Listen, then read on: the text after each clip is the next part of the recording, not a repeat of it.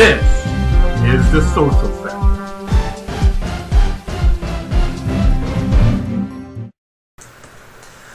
Welcome back, ladies and gentlemen.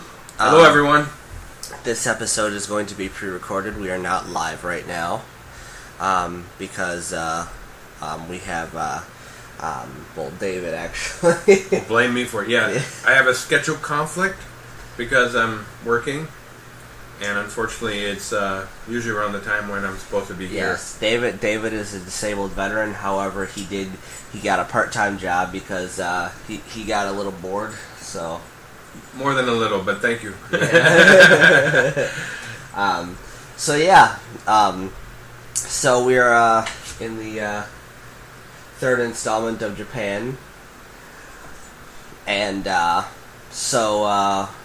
I guess let's get started with this. Again, it's not live, so we're gonna take our time doing this. Yeah. So we're going to do Japan in the early 20th century. Now, we don't have a lot more with Japan to go, so can't promise this will go 45 minutes. But we do know how to talk, so we will end it towards the 45 minutes. Hopefully. But might not be able to. Let's not make any promises. Let's just go with the flow and see what happens. Okay.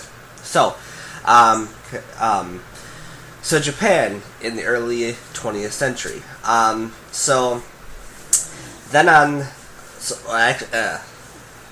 messed up there. My bad. So on January 30th, 1992, a treaty was signed. Japan had signed a treaty with Britain. They both agreed to help the other if they were attacked by two other countries. Meanwhile, Russia was increasing its influence in Manchuria, which is in China. Yeah, which is in China, which brought Russia into conflict with Japan. Come February 9th, 1904, the Japanese Navy sank two Russian ships at Port Arthur, which Russia had leased the Chinese port in 1898. Lease it to the Chinese. Yes. The Japanese then laid siege to Port Arthur, but they took 5 months to capture it. However, Japanese army, they gradually advanced in Manchuria, and come May 27th of 1905, the Japanese Navy won victory completely at Tsushima. Yep. And then the Americans mediated between Russia and Japan, and both countries signed the Treaty of Portsmouth in September of 1905. Japan then got Port Arthur and the southern part of Sakhalin, and then, which sounds like a portion of Russia. Yeah, in Japan they also gained prestige. That's all they needed. Yes, she was the first Asian power to defeat a European power in history. Yeah. Yes, thanks to the Americans. Yeah. Again. Come 1910, Japan annexed Korea. And then in 1911, at least by 1911, all foreign countries had agreed to abolish the unequal treaties of the 1850s. And by the time Emperor Meiji died in 1912, Japan was a power to be reckoned with.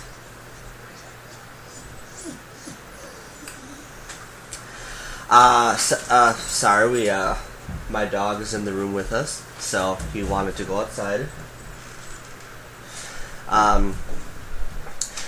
When the First World War began, Japan joined Britain's side. Japan took German colonies in Asia. However, after the war, Japan's growing economic and political power brought her into conflict with the USA. In 1921, the Washington Conference was held. Britain and the USA pressed Japan to accept a naval treaty, For every 5 tons of warship Britain and the USA had in the Pacific, Japan was allowed 3 of them. So, the Western powers were absolutely determined to keep Japan in her place. Come September 1st, 1923, an earthquake absolutely devastated Tokyo. Absolutely. Absolutely. Poor Tokyo. Poor Tokyo. After the actual tremor fire swept through the city, roughly 107,000 people died, which, wow. And one incident. Yeah. The Japanese have had these problems for a long time. Yeah. Come 1924, Japan suffered another slap in the face when the USA banned immigration from Japan. So this has been going on for a while. Oh, yeah. In 1926, Hirohito became emperor in Japan. In the first years of Hirohito's reign, the Japanese economy did well, but in 1929, the world entered a severe recession. Known as the Depression. Meanwhile, Japan had an army stationed in Manchuria around Port Arthur. The Japanese also controlled much of the Manchurian economy. The Japanese army thought Japan should take over Manchuria, and in 1931 the army engineered a takeover. Japan controlled a railway running through Manchuria, and come September 18, 1931, an explosion near Mukden damaged it. Japanese troops claimed they saw Chinese troops running away. The Japanese army, they acted independently and seized Mukden. Come December 1931, the army took over all of Manchuria, in which the Japanese government couldn't stop them. Okay, stop right there. Let's elaborate on this. Okay. So, you have a railway explosion damaging the railway leading into Manchuria, right? Yep.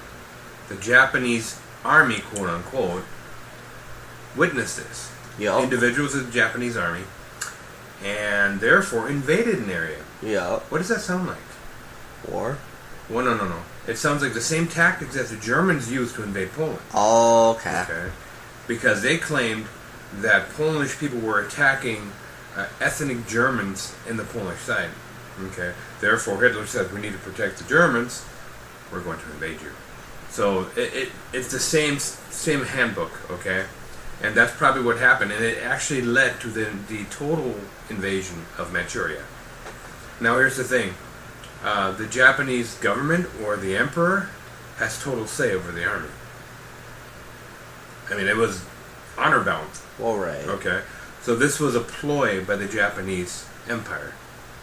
And this would lead into another problem. Right. Worldwide. Right. Yeah. Okay. Alright, so meanwhile, the Chinese emperor had been overthrown in 1911. In 1932, he was made puppet ruler of Manchuria, which at the time was renamed to Manchukuo. However, the real power in the region was indeed the Japanese army. Japanese politicians were completely powerless to stop the generals. That's what they say. Which actually would make sense in some ways, because it was kind of a police state at some point. Yeah. Where the military kind of had complete control. Yeah. But it was still under the power of the emperor. You Right. understand? Yeah. The Japanese army gradually took control of Japan, and civilian politicians were still the nominal rulers, but the army held real power. Politicians were too weak to resist them. Many in the army pressed for expansion in China. In 1936, China was forced to accept Japanese occupation of an area of China called Fengtai, near Beijing. Tension then grew between Japanese and Chinese troops in that region, and on July 7, 1937, fighting broke out. Japan rushed troops to the area, and soon it became a full-scale invasion of China. Although there was no formal declaration of war, come December 1937, the Japanese captured Nanking and massacred civilians. Dear Lord. Then, in July 1941, Japanese troops occupied French Indochina. You know what that is? No. Vietnam. Oh, okay. The USA objected, fearing Japan was a threat to its interests in the Pacific. The USA banned exports of oil to Japan. Japan imported 80% of her oil from the USA and was faced with the choice between a humiliating climb down and war. The Japanese chose war. Boom. And that's why the next sentence? Japan sent a force of aircraft carriers, and come December 7th, 1941, they attacked the U.S. Pacific Fleet at Pearl Harbor. So we're in Pearl Harbor now. Pearl Harbor. Here's the thing. It was a U.S. ban to export oil when they got 80% of the oil from the United States. Okay. Therefore, and this was in opposition to the invasion of Manchuria. Yeah. Okay? Therefore, we sort of like said, fuck you. Did I say that? I apologize. Sorry. We said F you to them. We're not giving you the oil. And they in turn said, well, we only have 18 months to survive, to let the war go on in Manchuria. Right. We need to strike before we run out of oil. Okay. And then by doing so, they expanded the region. Right. Okay. Okay. My apologies. The Japanese sank many ships, but vitally they had missed several American aircraft carriers that were at sea. At first, the Japanese had amazing success. In February 1942, they captured Singapore, the main British base in the Far East. In the months January to May 1942, they also captured the Philippines and most of Indonesia. However, the tide turned at the Battle of Midway Island in May 1942, when they lost 4 aircraft carriers. From January to February of 1943, the Japanese were forced to evacuate Guadalcanal, which my grandfather actually served on that one. Okay. And in August 1943, they were defeated by the Australians in New Guinea. Meanwhile, in June 1943, the Americans began submarine warfare, and Japanese shipping suffered terrible losses.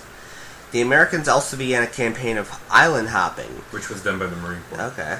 They attacked certain Pacific islands held by the Japanese, others nearby, to wither on the vine. The Japanese suffered a severe naval defeat at Leyte Gulf in October of 1944. Meanwhile, a British army from India pushed the Japanese back into Burma. In the end, Japan was defeated by the USA's overwhelming industrial strength. From March 1945, Japanese kamikaze pilots flew suicide missions, deliberately crashing into American ships. But it was to no avail. In June 1945, the Americans captured Okinawa. Meanwhile, American bombing was destroying Japanese cities. On July 26, 1945, Truman and Churchill, which was the President of the United States and the Prime Minister of England, demanded Japan surrender and threatened the Japanese with prompt and utter destruction if they did not. Japan refused. On August 6, 1945, an American bomber, the Enola Gay, dropped an atomic bomb on Hiroshima. Come August 9th, another was dropped on Nagasaki. Japan capitulated on August 15th, 1945. Sorry, I capitulated. Okay. Is the word. Which means they surrendered. Okay. An official surrender document was signed on September 2nd. Following the Japanese surrender, the Americans occupied Japan. General MacArthur led the U.S. troops. Under him, 7 Japanese war criminals were hanged, including wartime Prime Minister Tojo Hideki. And now we move into Japan in the late 20th century. The Emperor publicly announced that he was not divine, and in 1946 the Americans drew up a new constitution for Japan. Women were allowed to vote. The constitution also contained a clause renouncing the threat or use of force as a means of settling international disputes. In 1951, a peace treaty was signed in San Francisco, and the American occupation ended in 1952. However, the Treaty of Mutual Cooperation and Security gave the USA the right to keep bases in Japan. Furthermore, the island of Okinawa was occupied until 1972. Meanwhile, the Korean War began in 1950. It provided a boost to Japanese industry, and by 1954, Japanese industrial production was back to 1939 levels. In 1955, the Liberal Democratic Party took power, and it ruled Japan for most of the period from 1955 to 2009. Meanwhile, during the 1950s and 1960s, the Japanese economy boomed. Japanese industry exported huge numbers of electronic goods and vehicles. Japanese people saw a great improvement in their standard of living. Rapid growth in Japan continued during the 1970s and 1980s, while much of the rest of the world was mired in recession.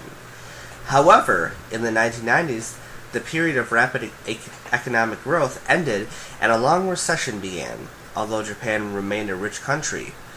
Worse in 1995, the city... 1995. Worse in 1995, the city of Kobe was devastated by an earthquake.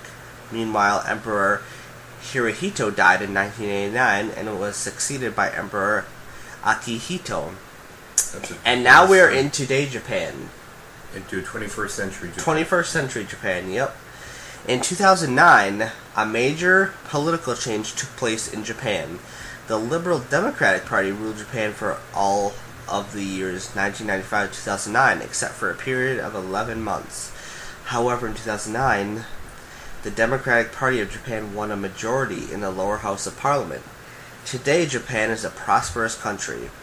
The population of Japan is 127 million.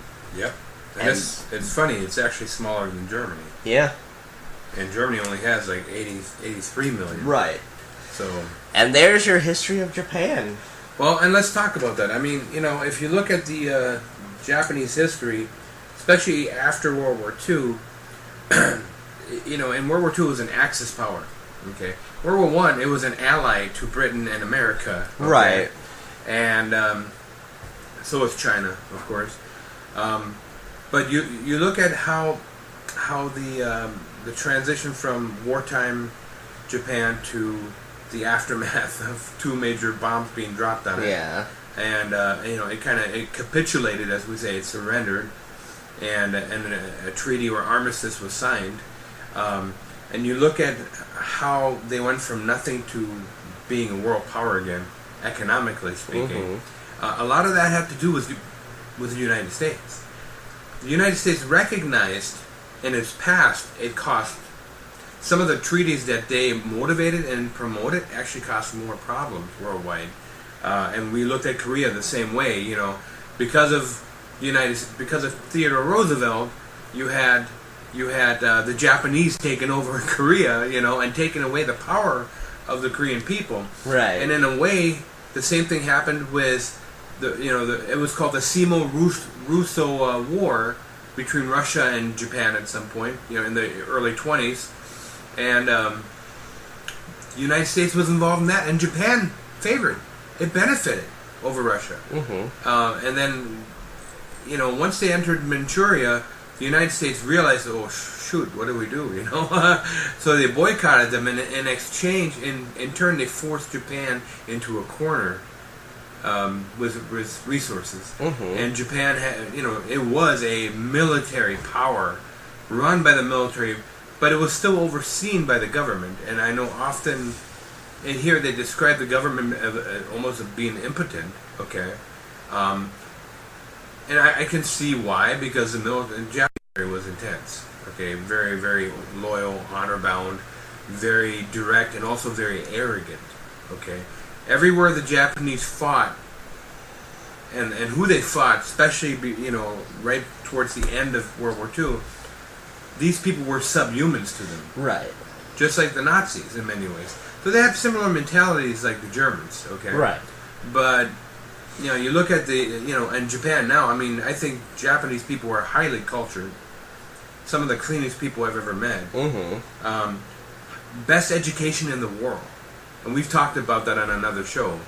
I don't know if you remember. When we talked about American education versus other countries. Yep. Japan is number one. Yeah.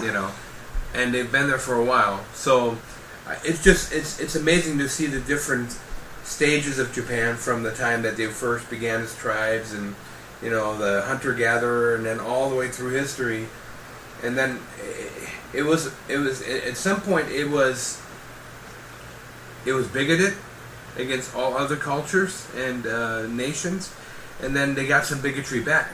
And the United States was the leading one. Yeah. When they didn't allow immigration from Japan to the United States. Right. And that was way before World War II. Oh yeah. It was like 1911, I think it was.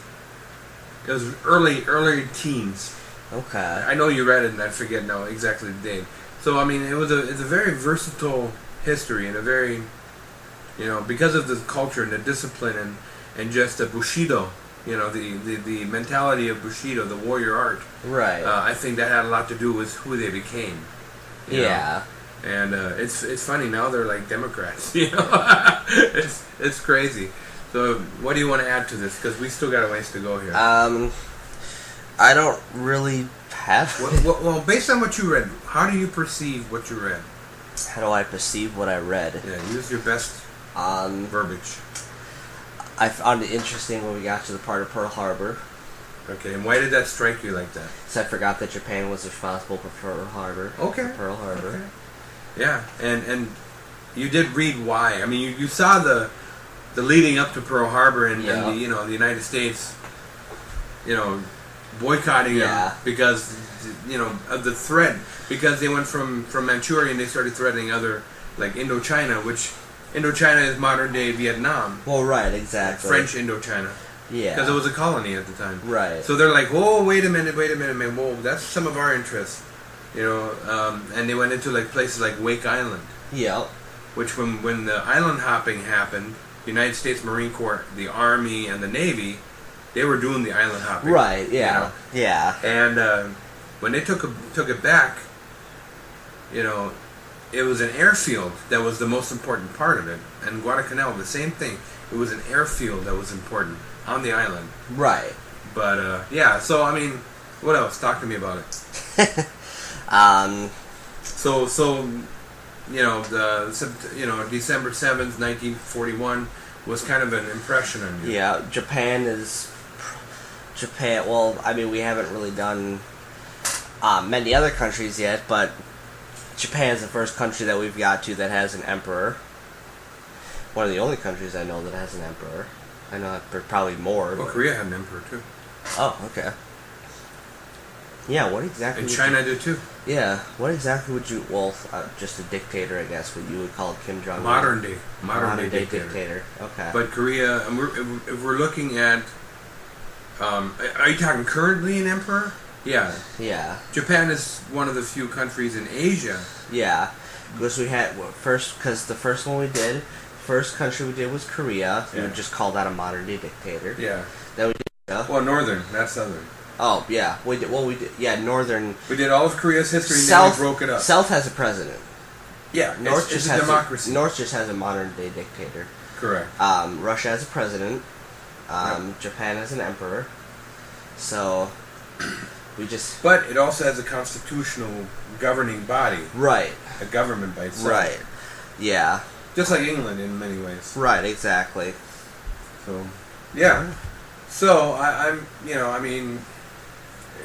again, what can you say about Japan?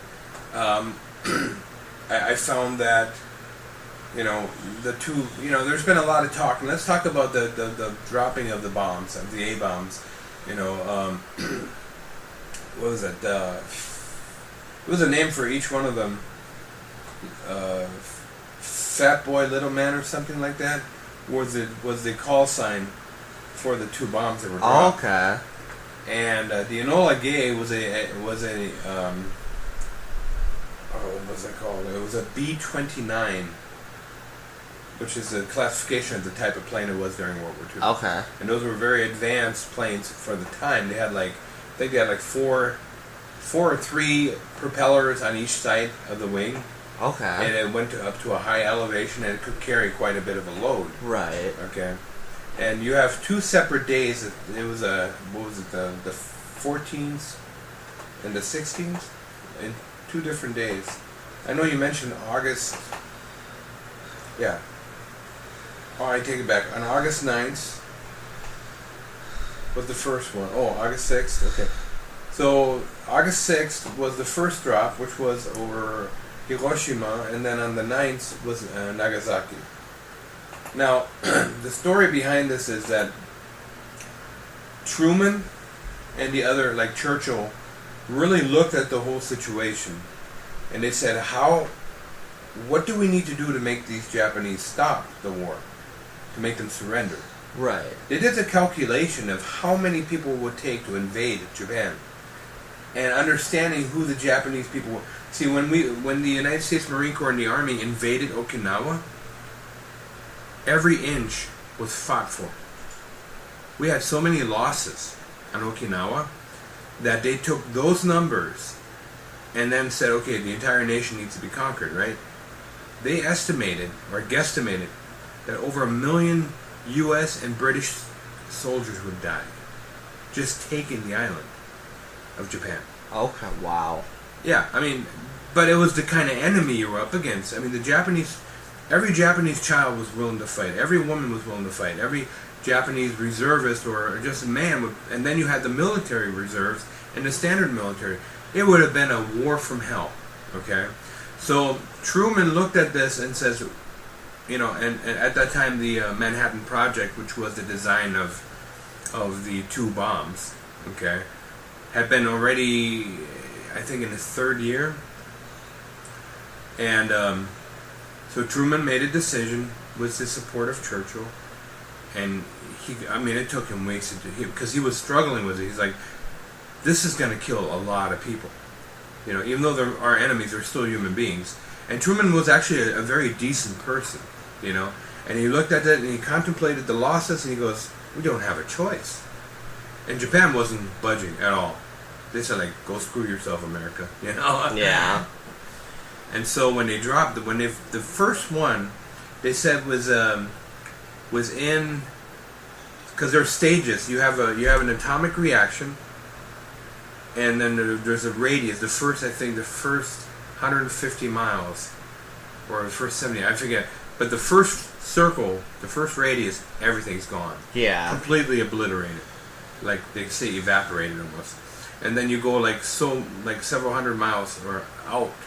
That second circle, and that's all radiation poisoning, and then anything beyond that is like residual injuries, okay? And they said on the first drop over Hiroshima was the first one. Yeah. They said there was approximately 100,000 people dead. Oh dear. Yeah, within the first impact. Or the first bomb that dropped. Yeah. And then, of course, people died for like 20 years from cancers, injuries. Well, the radiation from that. Yeah. Well, the radiation, burns, radioactive burns are like, they go right down, 3rd degree. Yeah. Right down to the bone. I mean, they had so many people that were just, and I mean, entire communities were wiped out. Yeah. And most of Japan at that point was it was a mix between concrete and wood. Okay. So it's like, the outer layers were just. I met a gentleman when I was younger, who actually was there a while after, and he said he'd never seen such devastation. Right. And in a way you start feeling bad for your enemy. You know? But Nagasaki, the same effect. And after Nagasaki, they surrendered. Yeah. The emperor had no choice. Yeah. We do need to end the show now, though, because my wife and I have to be somewhere at 1 o'clock, remember? You have. It's only 12:23. You still got some time here. Why are we doing this? What?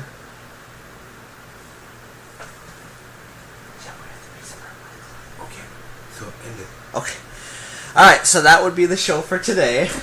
Our apologies. It's not exactly 45 minutes. Yep. Anyway, we'll see you next week with Why don't you give them the spiel before you do that? what? Oh, the spiel. Our Facebook. Facebook.com/The Social Factor Podcast. That, I think that's pretty much it. We will see you next week with Germany, which is where David is from. Yeah.